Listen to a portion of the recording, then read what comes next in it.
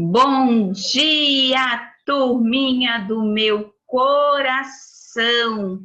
Estamos chegando no dia 11 de dezembro. E sabe o que vai acontecer hoje?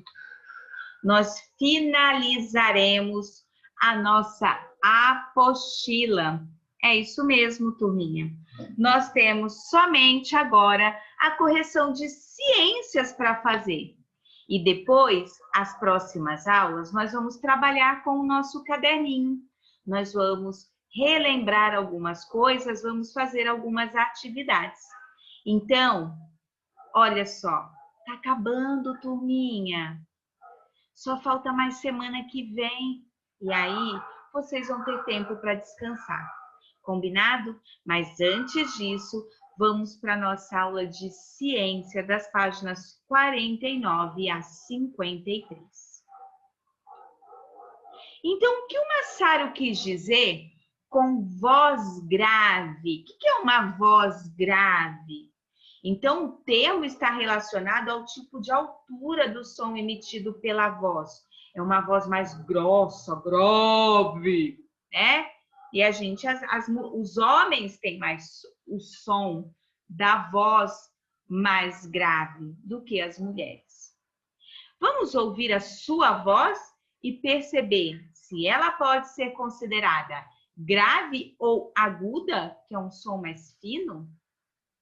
Então, aqui a Pro falou que era para você fazer junto com o papai e com a mamãe. Então, de frente para o papai e para a mamãe, pronuncie devagar uma frase qualquer. Eu te amo.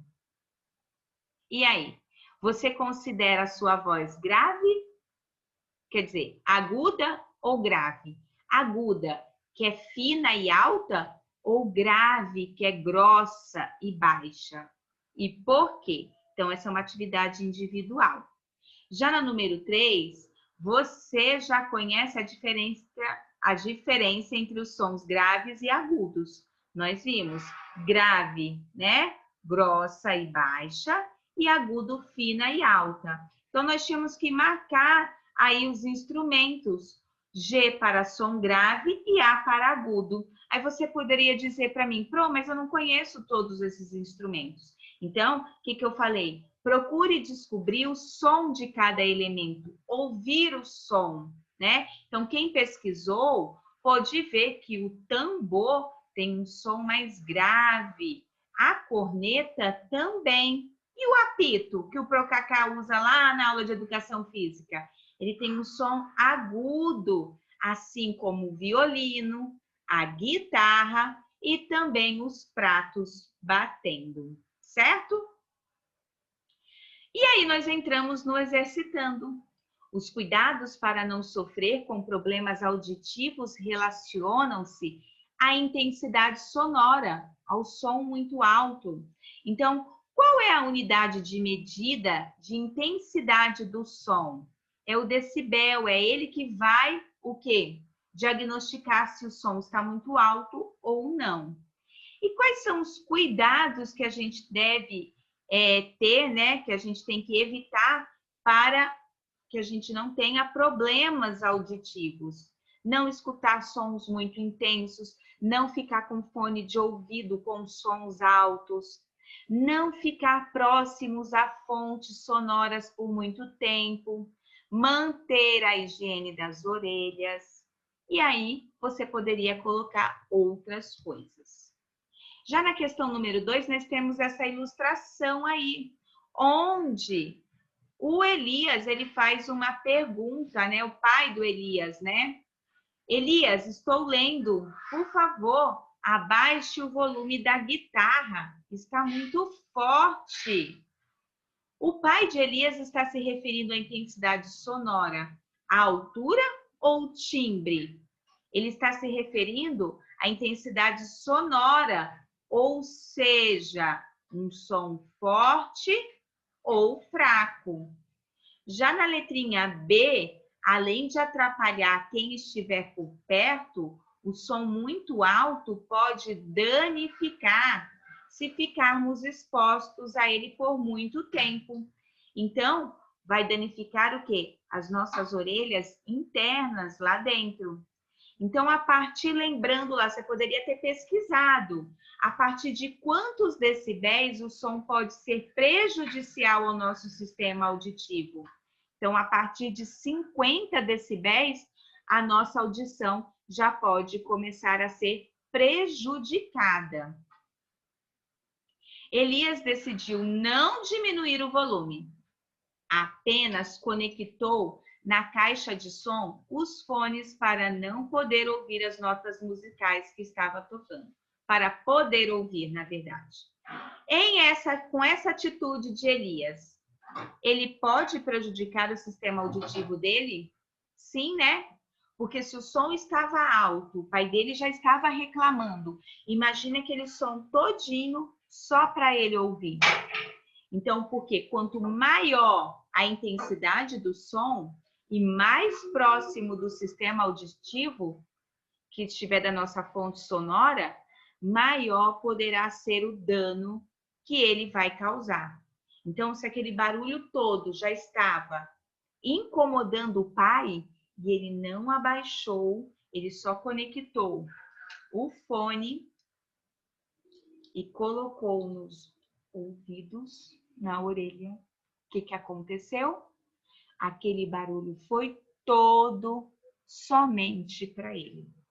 Então, com isso, vai prejudicar, sim, o sistema auditivo dele. Aí, na número 3, nós temos o quê? Nós temos este gráfico, né?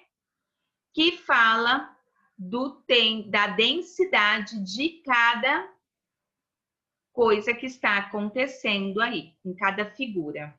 Então, de acordo com este gráfico, quais são os sons que são mais prejudiciais à audição? Lembrando que acima de 50, ó, ele já é prejudicial, certo?